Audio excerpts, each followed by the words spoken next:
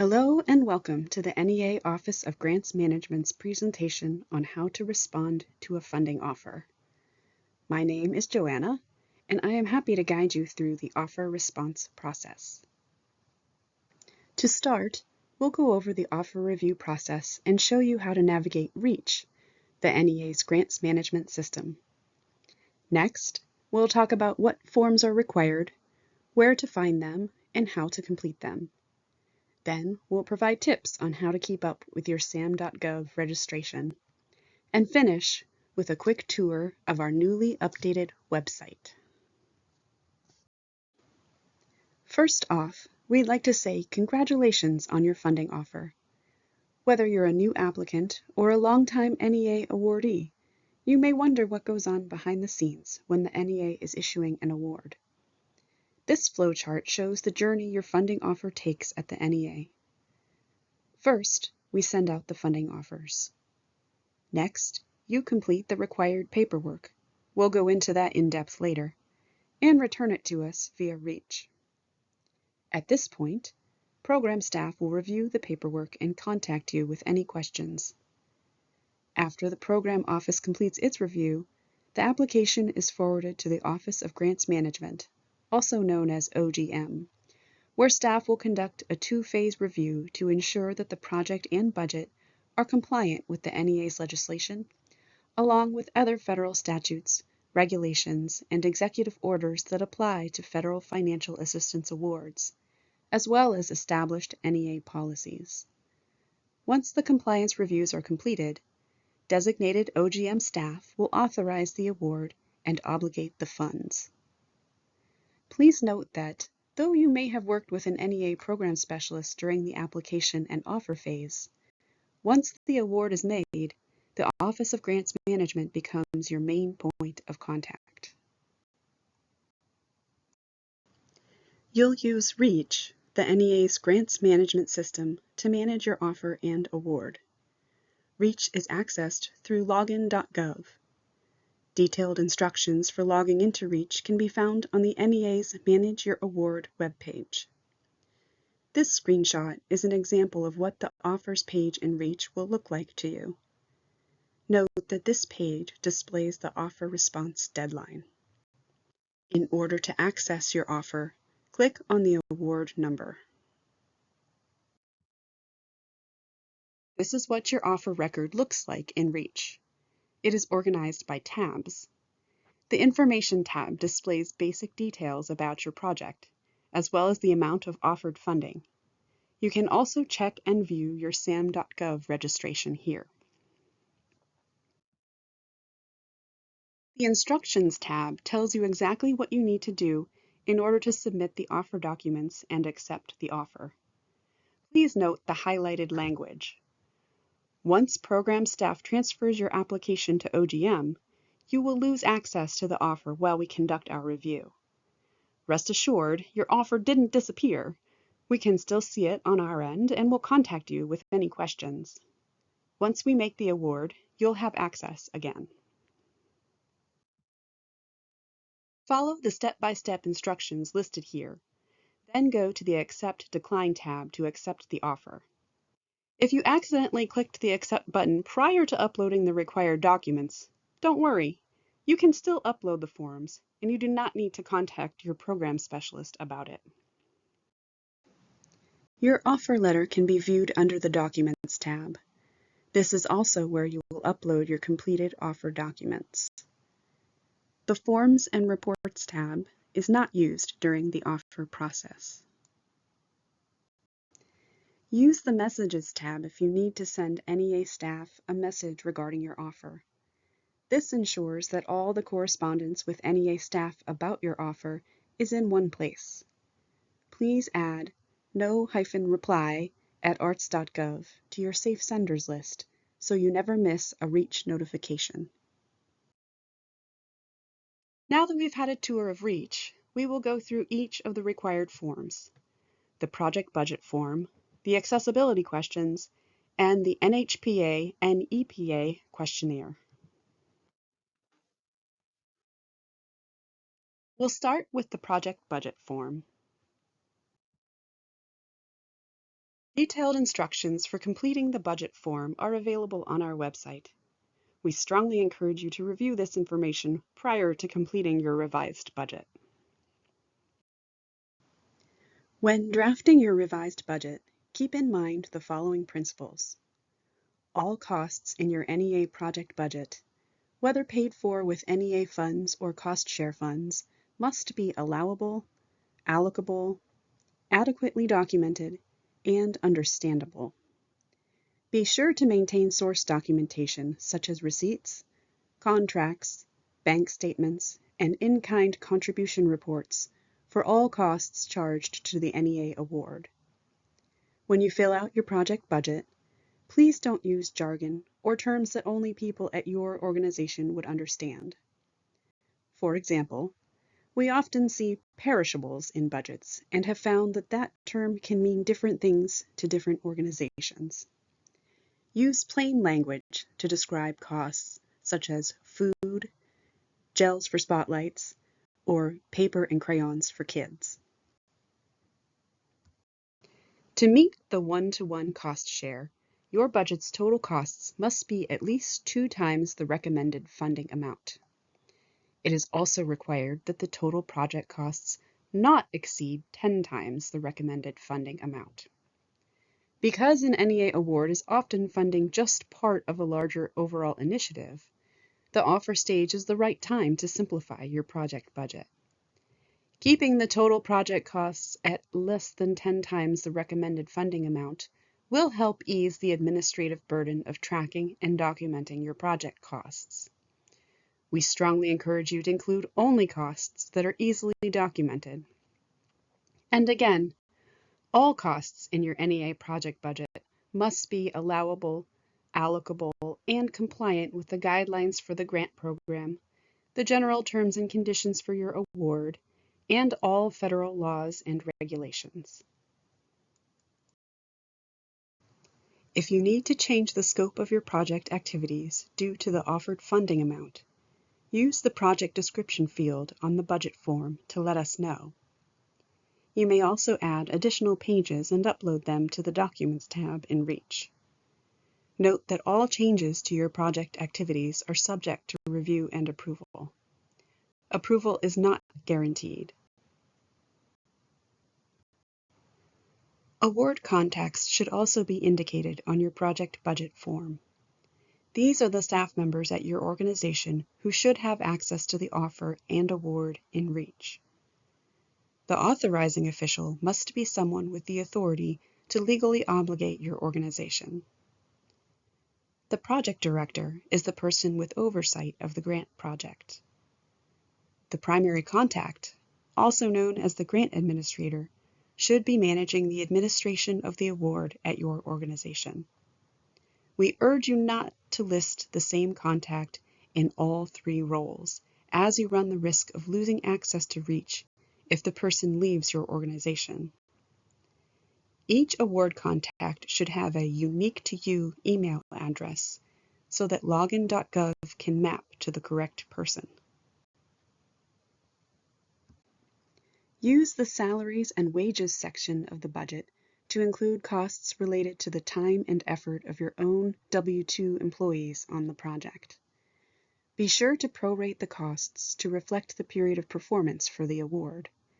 In this example, the executive director and the project directors are spending 10% of their time on approved project activities.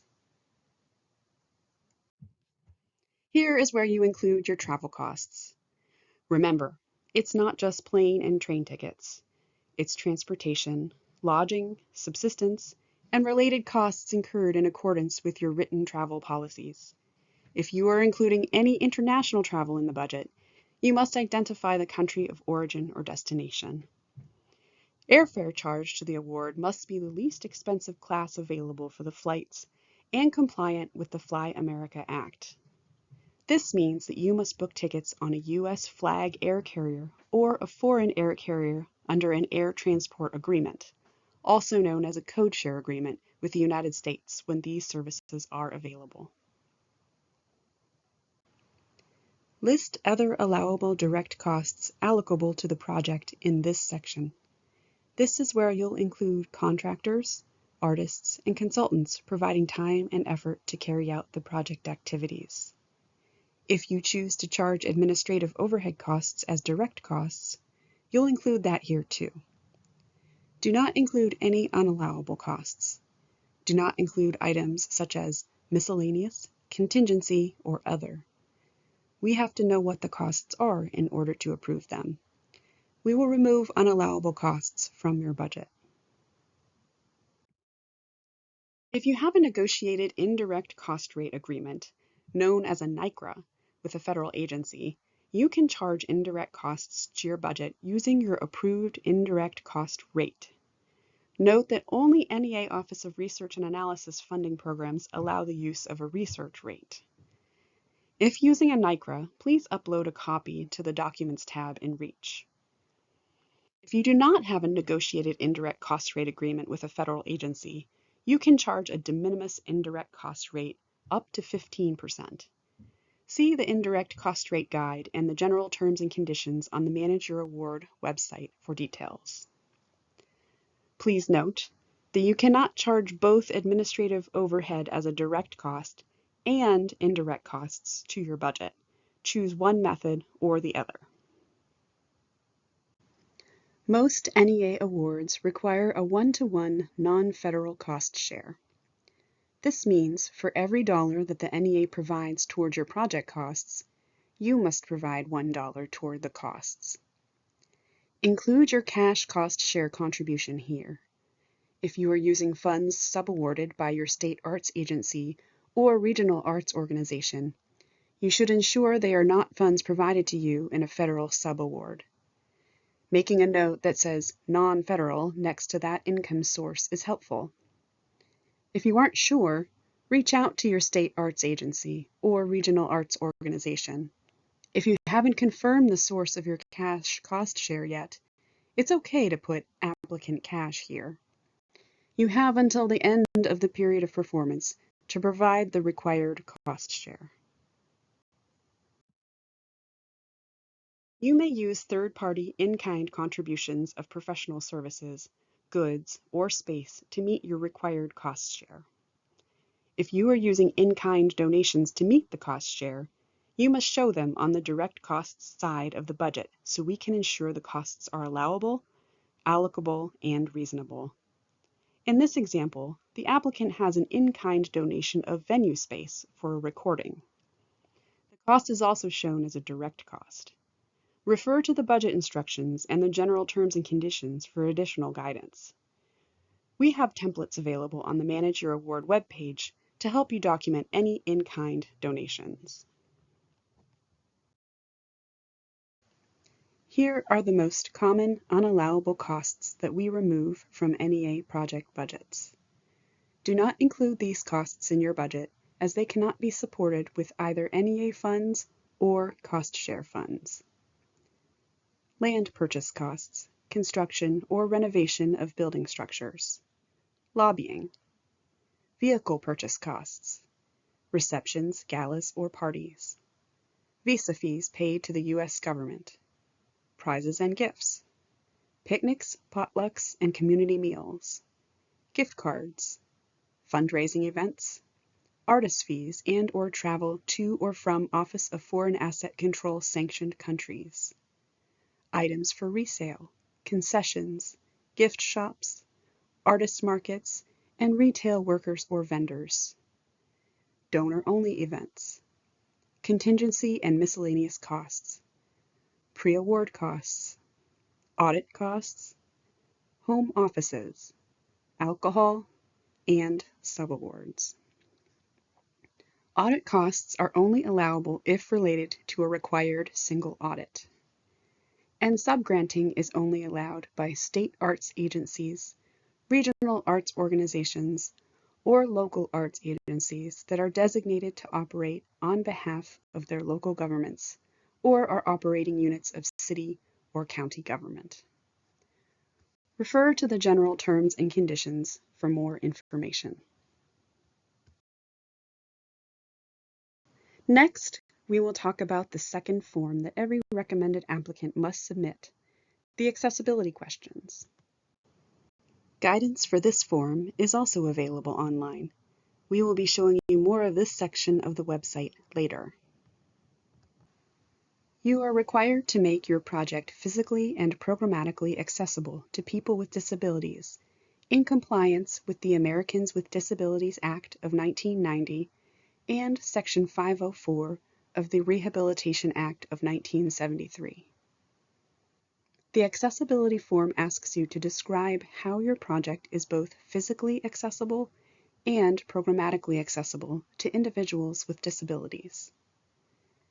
Your response to the questions must address the following information: the physical accessibility of buildings and facilities where project activities will take place, including projects held in historic facilities.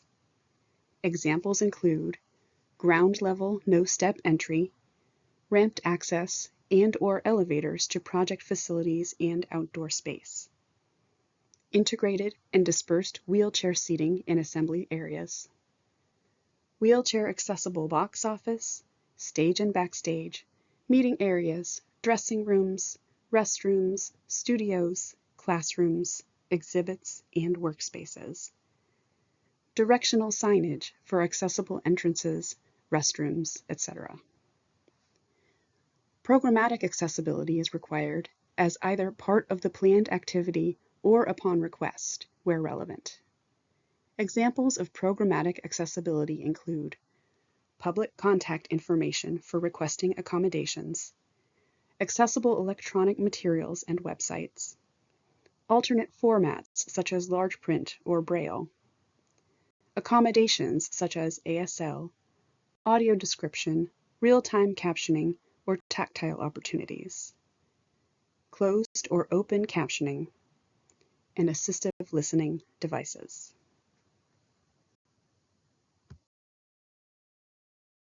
Here are some do's and don'ts to think about as you complete this form.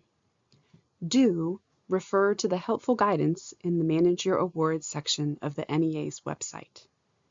Describe how your organization accommodates people with disabilities to participate in your NEA-funded project. Provide details that are specific to the project activities in your approved application. Include information on how to request accommodations and ask accessibility questions on your organization's website and in promotional materials. Contact the NEA's Office of Accessibility at 202-682-5532 or accessibility@arts.gov if you need assistance. Do not state, "We are fully compliant," without describing how you are compliant. Do not repeat the question examples back to us. And please do not explain about offerings in multiple languages or proximity to public transportation. That is not the information we are looking for here. Now we'll go over the National Historic Preservation Act and National Environmental Policy Act questionnaire. If your project activities may impact historic properties or the environment, your offer letter may include a requirement that you complete this questionnaire to determine compliance with these laws. Again, for your reference, instructions are available on our website.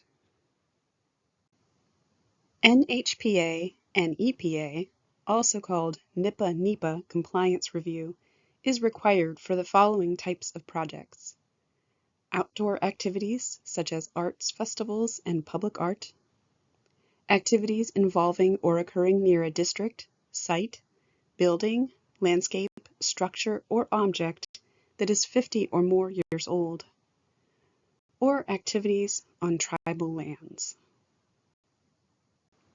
Please note, if you are not able to provide the exact location of your project activities, the project cannot be cleared for NEPA concerns until after the sites are selected. We need to know what you're doing and where you're doing it. NEPA review and clearance must be completed prior to starting your project activities and drawing down funds. If your project is under review for NEPA, you will see an alert in Reach, which will be removed upon clearance. If we didn't ask for a NEPA questionnaire in your offer letter, but you think your activities may impact historic properties, please complete and submit the form. Now we'll talk about the system for award management.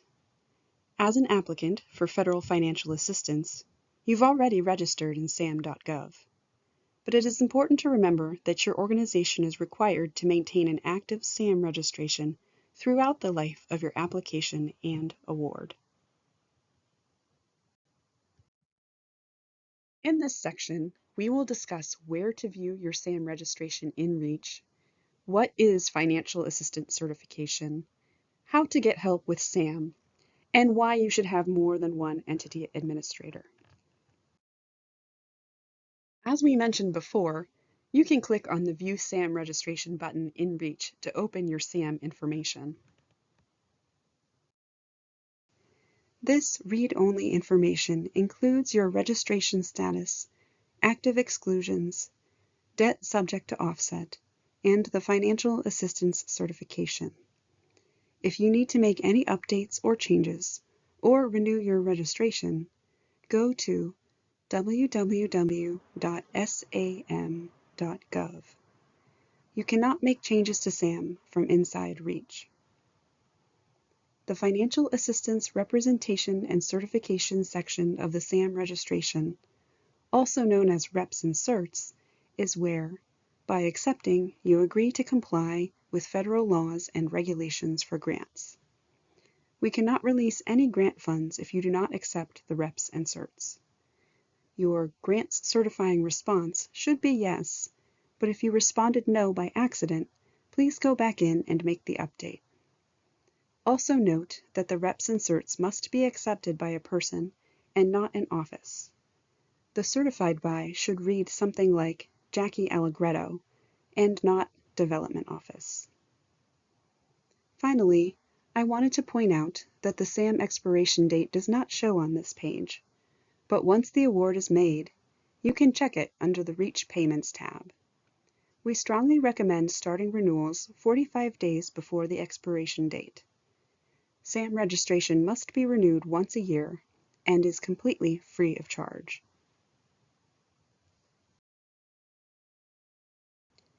If you need help with SAM, contact the Federal Service Desk.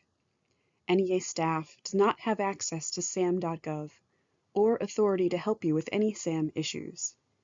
To reach the Federal Service Desk, scroll down to the bottom of the SAM.gov homepage and click on Help in the Customer Service menu. Or you can go directly to www.fsd.gov. On the FSD homepage, you can search by topic to find user guides, FAQs, and other guidance. You can also use the live chat function. If the search tool and live chat functions don't help answer your question or issue, scroll to the bottom of the page for the FSD phone number or to create an incident ticket. If you submit a ticket, be sure to respond promptly to any requests from FSD. Our last SAM topic is the importance of having more than one entity administrator associated with your organization's SAM registration. Why? If the only person with access to your SAM.gov registration, your entity administrator, suddenly leaves your organization, no one else will be able to access SAM.gov and manage your registration, and it will expire. Without that renewal, you cannot do business with the federal government. If that happens, it is a time-consuming process to add more people as new entity administrators. The process takes time because it's meant to keep your entity safe from those who want to impersonate it, and that means you may have to complete entity registration paperwork, obtain notarized letters and pay the associated fees, and spend time on the phone with the service desk. Search the article on the screen to get started adding other users and assigning roles. To close out this presentation, we will give you a quick tour of a recently updated section of the NEA's website. The Manage Your Award page houses the general terms and conditions for your award, the How to Manage Your Award handbook, instructions, forms, videos, and other guidance. Please be sure to bookmark Manage Your Award and download both the GTCs and the handbook, as they will answer most of your questions. To get to Manage Your Award, click Grants from the top menu on arts.gov and select Manage Your Award from the drop-down menu. Click the link for Awards to Organizations, Forms, and Guidance. Then click the plus sign next to the For Offers section to reveal all the required offer forms and corresponding guidance. Award guidance can be found by clicking the plus sign next to For Awards. Here you will find the key documents mentioned earlier, the How to Manage Your NEA Award Handbook, and General Terms and Conditions. We are continuing to add resources to these pages, so stay tuned for new content. While we are proud of our new and improved resources, we are always happy to interact with you directly. And, as we mentioned earlier, the Office of Grants Management is your main point of contact once the award is made. So please don't hesitate to contact us at grants@arts.gov with your award management questions. Thank you for watching, and we look forward to working with you.